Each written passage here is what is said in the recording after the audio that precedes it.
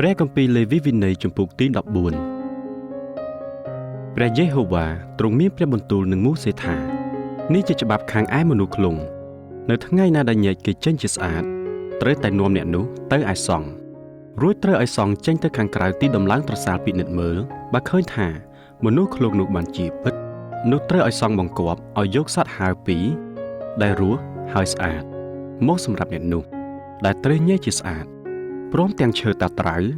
សំពត់ក្រហមនិងមែកហ៊ីស៊ូផងរួចត្រូវបង្គាប់ឲ្យសម្លាប់សត្វហើរមួយនៅក្នុងផើងពីលើទឹកហូរឯសត្វដែលរស់នៅនោះត្រូវឲ្យសង់ជ្រលក់ទៅក្នុងឈាមនៃសត្វដែលបានសម្លាប់ពីលើទឹកហូរនោះជាមួយនឹងឈើតាត្រៅសំពត់ក្រហមហើយនឹងមែកហ៊ីស៊ូទៅប្រោះ7 ដងលើអ្នកដែលត្រូវញែកចេញជាស្អាតពីរោគខ្លងរួចប្រកាសថាជាស្អាតហើយឯសត្វដែលរស់នៅនោះត្រូវលែងទៅឯវាលទៅរួចអ្នកដែលត្រូវបានញែកជាស្អាតត្រូវបោកសម្លៀកបំពាក់ខ្លួនព្រមទាំងកោសសក់ហើយងូតទឹកចេញរួចនឹងបានស្អាតហើយនឹងចូលទៅក្នុងទីដំឡើងត្រសាលបានតែត្រូវនៅខាងក្រៅត្រសាលរបស់ខ្លួនអស់7 ថ្ងៃដល់ថ្ងៃទី7អ្នកនោះត្រូវកោសសក់កោពុកមាត់និងចិញ្ចើមហើយរោមខ្លួនទាំងអស់ចេញព្រមទាំងបោកសម្លៀកបំពាក់ហើយងូតទឹកផងនោះនឹងបានស្អាតហើយលុះដល់ថ្ងៃទី8ត្រូវយកកូនជៀមឈ្មោល2 ឥតខ្ចោះនិងជៀមញី1 ឥតខ្ចោះអាយុ1 ខួបមកព្រមទាំងម្សៅយ៉ាងម៉ត់3 ខ្ញឹងលីងនឹងប្រេងសម្រាប់ជាដង្វាយម្សៅហើយនឹងប្រេង1 កំប៉ុងរួចត្រូវឲ្យសង្ឃដែលញែកអ្នកនោះចេញជាស្អាតនាំអ្នកនោះមកដាក់ជាមួយនឹងដង្វាយនៅចំពោះព្រះយេហូវ៉ាត្រង់មាត់ទ្វារត្រសាលជំនុំត្រូវឲ្យសង្ឃយកកូនជៀមឈ្មោល1ទៅថ្វាយជាដង្វាយដោយព្រោះការរំលងព្រមទាំងប្រេង1 កំប៉ុងផងរួចក្រវីរបស់ទាំងនោះទុកជាដង្វាយក្រវីនៅចំពោះព្រះយេហូវ៉ាត្រូវសម្លាប់កូនជៀមឈ្មោលនៅកន្លែងដែលគេសម្លាប់ដង្វាយលួសបាបហើយនឹងដង្វាយដុតគឺនៅក្នុងទីបរិសុទ្ធត្បិតដង្វាយដែលថ្វាយដោយព្រោះការរំលងជារបស់ផងសង្ឃដូចជាដង្វាយលួសបាបដែរដង្វាយនេះជារបស់បរិសុទ្ធបំផុតរួចត្រូវឲ្យសង្ឃយកឈាមដង្វាយដែលថ្វាយដោយព្រោះការរំលងនោះទៅលាបនៅទងត្រចៀកស្ដាំរបស់អ្នកដែលត្រូវញែកចេញជាស្អាតព្រមទាំងនៅលើមេដៃស្ដាំនិងមេជើងស្ដាំផងក៏ត្រូវយកប្រេងពីក្នុងកំប៉ុងចាក់ទៅក្នុងបាតដៃឆ្វេងខ្លួនហើយជ្រលក់ម្រាមដៃស្ដាំទៅក្នុងប្រេងដែលនៅក្នុងបាតដៃប្រោះ7 ដងនៅចំពោះព្រះយេហូវ៉ាឯប្រេងដែលសល់នៅបាតដៃនោះត្រូវយកខ្លះទៅលាបនៅទងត្រចៀកស្ដាំនិងមេដៃស្ដាំហើយនឹងមេជើងស្ដាំរបស់អ្នកដែលត្រូវញែកចេញជាស្អាតនោះត្រង់កន្លែងដែលបានលាបឈាមនៃដង្វាយដែលថ្វាយដោយព្រោះការរំលងដែរហើយប្រេងដែលសល់នៅក្នុងបាតដៃរបស់សង្ឃត្រូវឲ្យចាក់ពីក្បាលនៃអ្នកដែលញែកជាស្អាតទៅរួចត្រូវថ្វាយឲ្យធូរនឹងខ្លួនអ្នកនោះនៅចំពោះព្រះយេហូវ៉ាត្រូវឲ្យសង្ឃថ្វាយដង្វាយលួសបាបឲ្យបានធូរនឹងអ្នកដែលត្រូវញែកចេញជាស្អាតនោះដោយព្រោះសេចក្តីស្មុគគ្រោករបស់ខ្លួនរួចមកត្រូវសម្លាប់ដង្វាយដុតទៀតក៏ត្រូវថ្វាយដង្វាយដុតនិងដង្វាយម្សៅលើអាសនៈឲ្យបានធូរនឹងអ្នកនោះដែរនោះនឹងបានស្អាតហើយបើអ្នកនោះខ្វះខាតមិនល្មមនឹងយករបស់ទាំងនោះបាននោះត្រូវយកកូនជៀមឈ្មោល1មកដោយព្រោះការរំលងសម្រាប់នឹងក្រវីថ្វាយដើម្បីឲ្យធូរនឹងខ្លួនព្រមទាំងម្សៅយ៉ាងម៉ត់1 ខ្ញឹងលាយដោយប្រេងសម្រាប់ជាដង្វាយម្សៅនិងប្រេង1 កំប៉ុងហើយលលក2 ឬព្រៀបជំទើ2តាមកម្លាំងរបស់ខ្លួនគឺ1សម្រាប់ជាដង្វាយលួសបាបហើយ1សម្រាប់ជាដង្វាយដុតនៅថ្ងៃទី8អ្នកនោះត្រូវយករបស់ទាំងនោះមកប្រគល់ដល់សង្ឃត្រង់មាត់ទ្វារត្រសាលជំនុំនៅចំពោះព្រះយេហូវ៉ាសម្រាប់ការញែកខ្លួនចេញជាស្អាតត្រូវឲ្យសង្ឃយកកូនជៀមដែលសម្រាប់ថ្វាយដោយព្រោះការរំលងនិងប្រេង1 កំប៉ុងទៅថ្វាយជាដង្វាយក្រវីនៅចំពោះព្រះយេហូវ៉ារួចត្រូវសម្លាប់កូនជៀមដែលសម្រាប់ថ្វាយដោយព្រោះការរំលងនោះហើយត្រូវយកឈាមនៃដង្វាយទៅលាបនៅទងត្រចៀកស្ដាំនៃអ្នកដែលត្រូវញែកចេញជាស្អាតព្រមទាំងនៅមេដៃស្ដាំនិងមេជើងស្ដាំផងក៏ត្រូវចាក់ប្រេងទៅក្នុងមាត់ដៃឆ្វេងរបស់ខ្លួនហើយប្រោះប្រេងនោះដោយម្រាមដៃស្ដាំអស់7 ដងនៅចំពោះព្រះយេហូវ៉ារួចត្រូវយកប្រេងនៅក្នុងបាតដៃទៅលាបនៅទងត្រចៀកស្ដាំ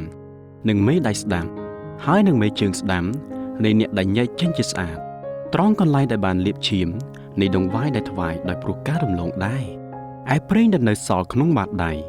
នោះត្រូវចាក់ទៅលើក្បាលនៃអ្នកដែលត្រូវញែកជាស្អាតដើម្បីឲ្យធូរខ្លួនអ្នកនោះនៅចំពោះព្រះយេហូវ៉ារួចត្រូវឲ្យសង្ឃថ្វាយលលក1 ឬព្រៀបជំទើ1តាមកម្លាំងដែលអ្នកនោះនាំយកមកបាន គឺមួយសម្រាប់ជាដង្វាយលក់បាបហើយមួយសម្រាប់ជាដង្វាយដុតជាមួយនឹងដង្វាយម្សៅផងរួចត្រូវឲ្យសង់ថ្វាយឲ្យធូននឹងអ្នកដែលត្រូវញែកជាស្អាតនោះនៅចំពោះព្រះយេហូវ៉ានេះហើយជាច្បាប់ខាងឯអ្នកដែលកើតរោគឃ្លុំដែលមិនអាចនឹងលូកឈោងដល់ដង្វាយសម្រាប់ការញែកខ្លួនចេញជាស្អាតបានព្រះយេហូវ៉ាទ្រង់មានព្រះបន្ទូលនឹងម៉ូសេហើយនឹងអេរ៉ុនថាកាលណាឯងរកគ្នាបានចូលទៅក្នុងស្រុកកាណានជាស្រុកដែលអញនឹងឲ្យជាគេអាករដល់ឯងរកគ្នាបើអញធ្វើឲ្យមានរោគឃ្លុំក្នុងផ្ទះណាមួយនៅស្រុករបស់ផងឯងនោះត្រូវឲ្យម្ចាស់ផ្ទះមកប្រាប់ដល់សង្ឃថាមើលទៅដូចជាមានរោគនៅក្នុងផ្ទះរបស់ខ្ញុំហើយដូច្នេះត្រូវឲ្យសង្ឃបង្គាប់ឲ្យរើអីវ៉ាន់ចេញពីផ្ទះទៅមុនដែលចូលទៅពិនិត្យមើលរោគដើម្បីកុំឲ្យរបស់ទាំងអស់ដែលនៅក្នុងផ្ទះបានទៅជាស្មុគគ្រោកដែររួចហើយត្រូវចូលទៅពិនិត្យមើលជាខាងក្រោយត្រូវឲ្យសង្ឃពិនិត្យមើលបើឃើញថារោគដែលនៅក្នុងជញ្ជាំងផ្ទះនោះមានកន្លែងខូងពណ៌បៃតងស្ទើរឬក្រហមព្រឿងមើលទៅទៀបជាងសាច់ជញ្ជាំងហើយនោះត្រូវចេញទៅឯមាត់ទ្វារហើយបិទខ្ទប់ផ្ទះនោះគ្រប់7ថ្ងៃដល់ថ្ងៃទី7ត្រូវត្រឡប់មកពិនិត្យមើលវិញបើឃើញថារោគមិនបានរាលដាលទៅក្នុងជញ្ជាំងទៀតទេនោះត្រូវបង្គាប់គេឲ្យយកថ្មដែលមានរោគនោះចេញទៅចោលឲ្យក្រៅទីក្រុងត្រង់កន្លែងស្មោកគ្រោកទៅរួចត្រូវឲ្យគេកោះផ្ទះនៅខាងក្នុងជុំវិញឯផងដែលគេកោះចេញនោះត្រូវឲ្យនាំយកទៅចាក់ឯកន្លែងស្មោកគ្រោកនៅខាងក្រៅទីក្រុងហើយត្រូវយកថ្មឯទៀតមកប៉ះជំនួសថ្មចាស់រួចយកបាយអឯទៀតមកបូកវិញបើរោគកើតឡើងនៅក្នុងផ្ទះនោះម្ដងទៀតក្នុងពេលក្រោយដែលបានយកថ្មទាំងនោះចេញព្រមទាំងកោះជញ្ជាំងនិងបូកជាថ្មីហើយនោះត្រូវឲ្យសង់ចូលទៅពិនិត្យមើលបើឃើញថារោគនោះបានរាលដាលឡើងនៅក្នុងផ្ទះមែននោះគឺជាឃ្លុងស៊ីបង្ខូចហើយផ្ទះនោះស្មុគគ្រោកពិតត្រូវឲ្យគេរំលំផ្ទះនោះព្រមទាំងថ្មនិងឈើហើយនឹងបាយអទាំងអស់ចេញហើយនាំយកទាំងអស់ទៅចាក់ឯក្រៅទីក្រុងត្រង់កន្លែងស្មុគគ្រោកទៅឯអ្នកណាដែលចូលទៅក្នុងផ្ទះនោះក្នុងវេលាដែលកំពុងបិទនោះត្រូវរាប់ជាមិនស្អាតរហូតដល់ល្ងាចបើអ្នកណាដែលដេកក្នុងផ្ទះនោះត្រូវឲ្យអ្នកនោះបោកសម្លៀកបំពាក់ខ្លួនចេញហើយអ្នកណាដែលបរិភោគនៅក្នុងផ្ទះនោះក៏ត្រូវបោកសម្លៀកបំពាក់ខ្លួនដែរតែបើសង់ចូលទៅពិនិត្យមើលឃើញថារោគមិនបានរាលដាលឡើងក្នុងផ្ទះក្រោយដែលបានបូកជាថ្មីហើយនោះទេនោះត្រូវប្រកាសថាផ្ទះនោះស្អាតវិញត្បិតរោគនោះបាត់ហើយដូច្នេះត្រូវឲ្យយកសត្វស្លាប2ឈើតាត្រៅសំពត់ក្រហមហើយនឹងមែកហ៊ីស៊ុបមកសម្រាប់នឹងញែកផ្ទះនោះជាស្អាតត្រូវសម្លាប់សត្វមួយនៅក្នុងផើងពីលើទឹកហូររួចយកឈើតាត្រៅមែកហ៊ីស៊ុបនិងសំពត់ក្រហមជាមួយនឹងសត្វមួយដែលរស់នៅជ្រលក់ទាំងអស់ទៅក្នុងឈាមរបស់សត្វដែលបានសម្លាប់ហើយក្នុងទឹកហូរនោះដែរ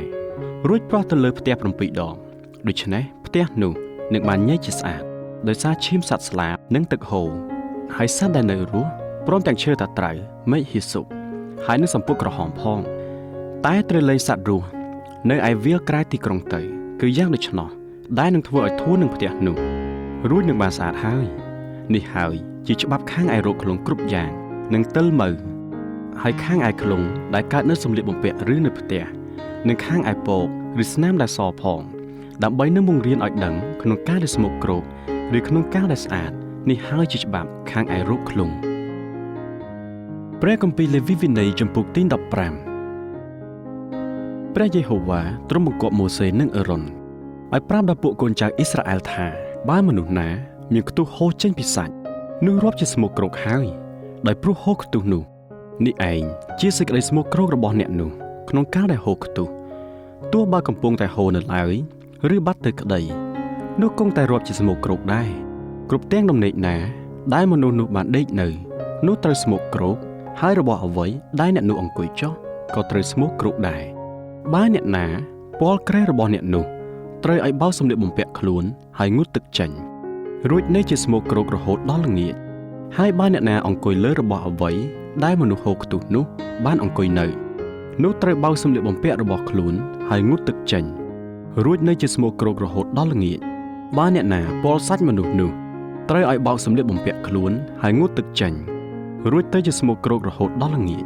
បើមនុស្សដែលហូរខ្ទុះនោះស្ដោះទៅលើមនុស្សដែលស្អាតអ្នកនោះត្រូវបោកសម្លៀកបំពាក់ខ្លួនហើយងូតទឹកចេញរួចនៅជាស្មុគគ្រោករហូតដល់ល្ងាចគ្រប់ទាំងកែបណាដែលមនុស្សហូរខ្ទុះនោះនឹងជីនោះត្រូវស្មុគគ្រោកដែរបើអ្នកណាពាល់របស់អ្វីដែលបាននៅក្រោមអ្នកនោះ នោះត្រូវនៅជាស្មុគគ្រោករហូតដល់ល្ងាចហើយអ្នកណាដែលចាប់លើករបស់ណាមួយនោះក៏ត្រូវបោកសម្លៀកបំពាក់ខ្លួនហើយងូតទឹកចេញរួចនៅជាស្មុគគ្រោករហូតដល់ល្ងាចបើមនុស្សហូរខ្ទុះនោះពាល់អ្នកណាឥតលាងដៃអ្នកនោះត្រូវបោកសម្លៀកបំពាក់ខ្លួនហើយងូតទឹកចេញរួចនៅជាស្មុគគ្រោករហូតដល់ល្ងាចឯប្រដាប់ណាធ្វើពីដីដែលមនុស្សហូរខ្ទុះនឹងចាក់ពាល់នោះត្រូវបំបែកចោលចេញហើយគ្រប់ទាំងប្រដាប់ធ្វើពីឈើនោះត្រូវលាងនឹងទឹកចេញដែរបើកាលណាមនុស្សដែលហូរខ្ទុះនោះបានជាស្អាតហើយនោះត្រូវរាប់7ថ្ងៃឲ្យបានញែកខ្លួនជាស្អាតរួចត្រូវបោកសម្លៀកបំពាក់ហើយងូតក្នុងទឹកដែលហូរនោះនឹងបានស្អាតវិញលុះដល់ថ្ងៃទី8ត្រូវឲ្យយកលលក2ឬព្រៀបជំទើ2ទៅប្រគល់ដល់សង្ឃនៅចំពោះព្រះយេហូវ៉ាត្រង់មាត់ទ្វារត្រសាលជំនុំ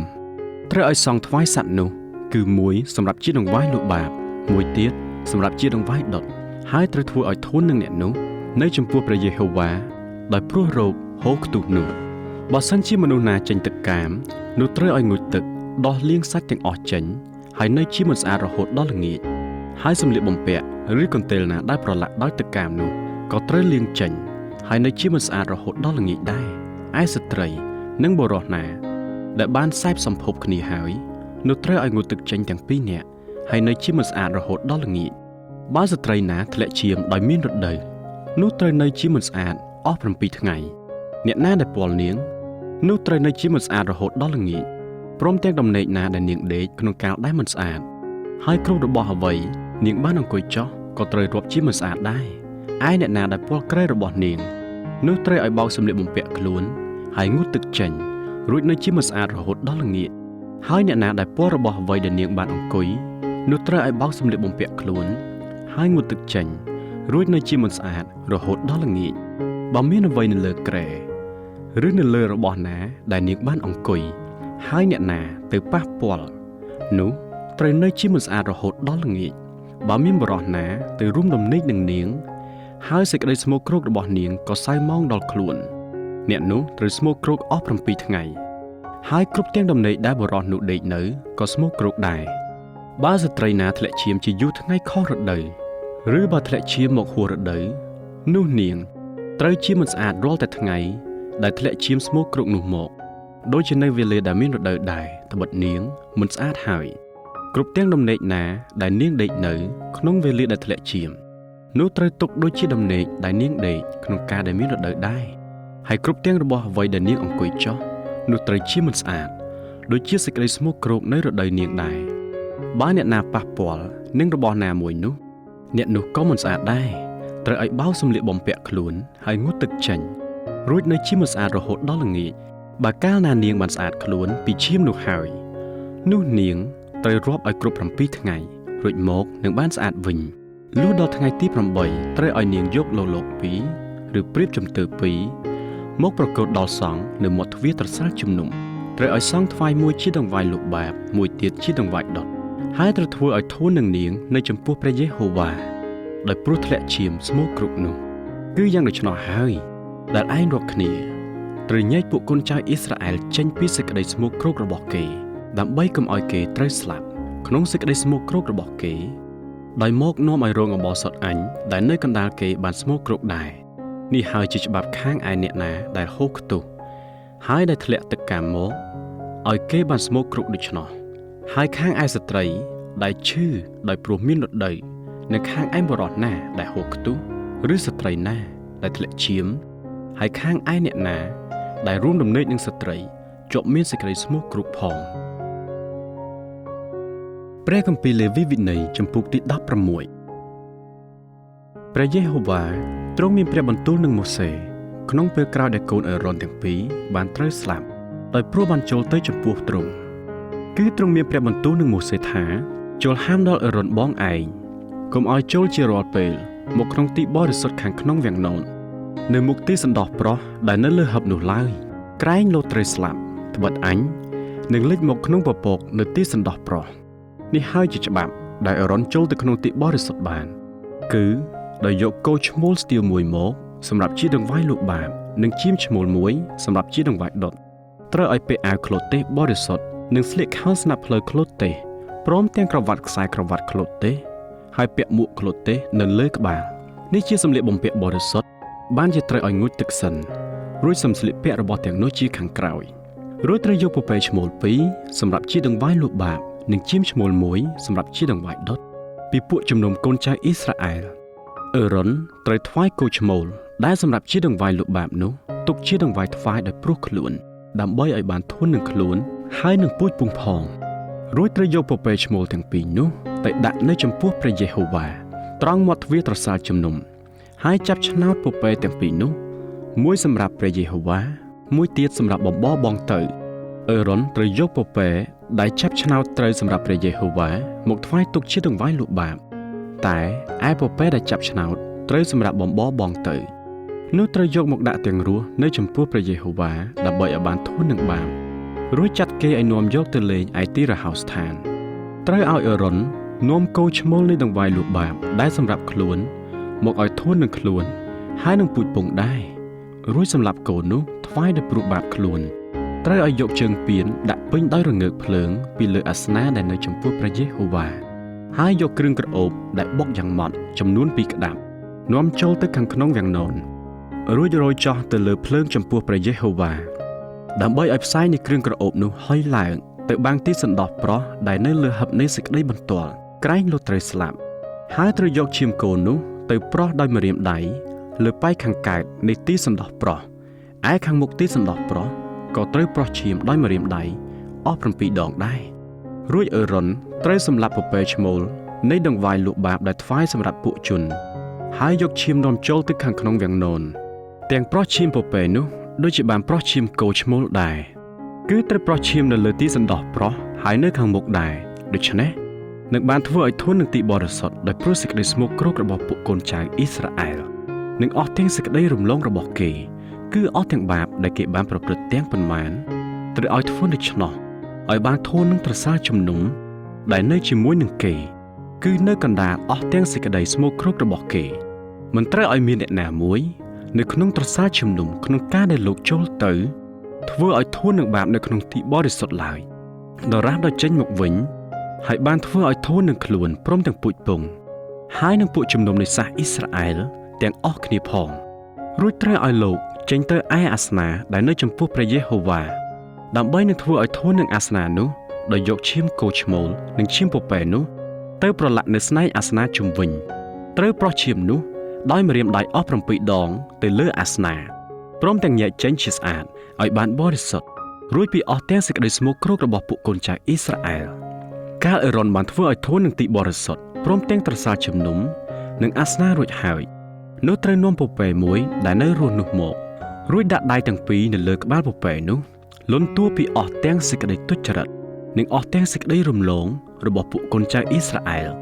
ពីលើពពែនោះគឺអំពើបាបរបស់គេទាំងអស់ត្រូវដាក់ទាំងអស់លើក្បាលពពែនោះរួចប្រគល់ដល់មនុស្សម្នាក់ដែលប្រុងជាស្រេចដើម្បីដឹកវាទៅឯទីរហោស្ថានឯពពែនោះត្រូវផ្ទុកអស់ទាំងសេចក្តីទុច្ចរិតរបស់គេលើខ្លួនចេញទៅឯទីតំបន់សូន្យស្ងាត់រួចអ្នកនោះត្រូវលែងវានៅទីរហោស្ថាននោះរួចអឺរ៉ុនត្រូវចូលទៅក្នុងត្រសាលជំនុំវិញដោះសម្លៀកបំពាក់ឃ្លូតទេសដែលបានស្លៀកពាក់ក្នុងការដែលចូលទៅក្នុងទីបរិសុទ្ធនោះចេញទុកនៅទីនោះរួចមកត្រូវងូតទឹកត្រង់កន្លែងបរិសុទ្ធហើយស្លៀកពាក់ឡើងវិញចេញមកថ្វាយដង្វាយដុតរបស់ខ្លួននិងដង្វាយដុតរបស់ពួកជនដើម្បីឲ្យបានធន់នឹងខ្លួនហើយនឹងពួកជនផងឯខ្លាញ់នៃដង្វាយលុបបាបនោះត្រូវដុតនៅលើអាសនៈចំណែកអ្នកដែលដឹកពពែទៅបំបរបងនោះត្រូវឲ្យបោកសម្លៀកបំពាក់ខ្លួនហើយងូតទឹកចេញទើបនឹងចូលមកក្នុងទីដំឡើងត្រសាលបានឯគោឈ្មោលនៃដង្វាយលុបបាបនិងពពែនៃដង្វាយលុបបាបនោះដែលបានយកឈាមចូលទៅក្នុងទីបរិសុទ្ធឲ្យធន់នឹងបាបនោះត្រូវលើកយកចេញទៅខាងក្រៅទីដំឡើងត្រសាលរួចត្រូវដុតទាំងស្បែកទាំងសាច់និងលាមកទៅឯអ្នកណាដែលដុតសាច់ទាំងពីរនោះក៏ត្រូវបោកសម្លៀកបំពាក់ខ្លួនហើយងូតទឹកចេញដែរទើបចូលទៅក្នុងទីដំឡើងត្រសាលបាននេះជាច្បាប់សម្រាប់ឯងរាល់គ្នានៅអស់កលជានិច្ចគឺនៅថ្ងៃ10ខែអាសត់នោះត្រូវឲ្យឯងរាល់គ្នាបញ្ឈឺចិត្តខ្លួនមិនត្រូវធ្វើការអ្វីឲ្យសោះទោះទាំងអ្នកស្រុកឬអ្នកប្រទេសក្រៅដែលនៅកណ្ដាលឯងរាល់គ្នាផងត្បិតនៅថ្ងៃនោះនឹងបានធ្វើឲ្យធន់នឹងឯងរាល់គ្នាដើម្បីនឹងញែកចេញជាស្អាតនោះឯងរាល់គ្នានឹងបានស្អាតអំពីអំពើបាបទាំងប៉ុន្មាននៅចំពោះព្រះយេហូវ៉ានេះជាថ្ងៃឈប់សម្រាកសម្រាប់ឯងរាល់គ្នា ត្រូវឲ្យបញ្ឈឺចិត្តខ្លួននេះគឺជាច្បាប់នៅអស់កលជានិច្ចឯអ្នកណាដែលគេចាក់ប្រេងតាំងឡើងជាសង្ឃជំនួសឪពុកខ្លួនសង្ឃនោះត្រូវធ្វើឲ្យធួននឹងបាបហើយត្រូវស្លៀកសម្លៀកបំពាក់ឃ្លូតទេសគឺជាសម្លៀកបំពាក់បរិសុទ្ធនោះសង្ឃនោះត្រូវធ្វើឲ្យធួននឹងទីបរិសុទ្ធបំផុតនឹងត្រសាលជំនុំហើយអាសនាព្រមទាំងពួកសង្ឃហើយនឹងអស់អ្នកទាំងប៉ុន្មានក្នុងជំនុំជនផងនេះហើយជាច្បាប់សម្រាប់ឯងរាល់គ្នានៅអស់កលជានិច្ចដើម្បីឲ្យបានធួននឹងពួកកូនចៅអ៊ីស្រាអែលមួយឆ្នាំម្ដងដោយព្រោះអស់ទាំងអំពើបាបរបស់គេលោកក៏ធ្វើដូចជាព្រះយេហូវ៉ាបានបង្គាប់មកម៉ូសេ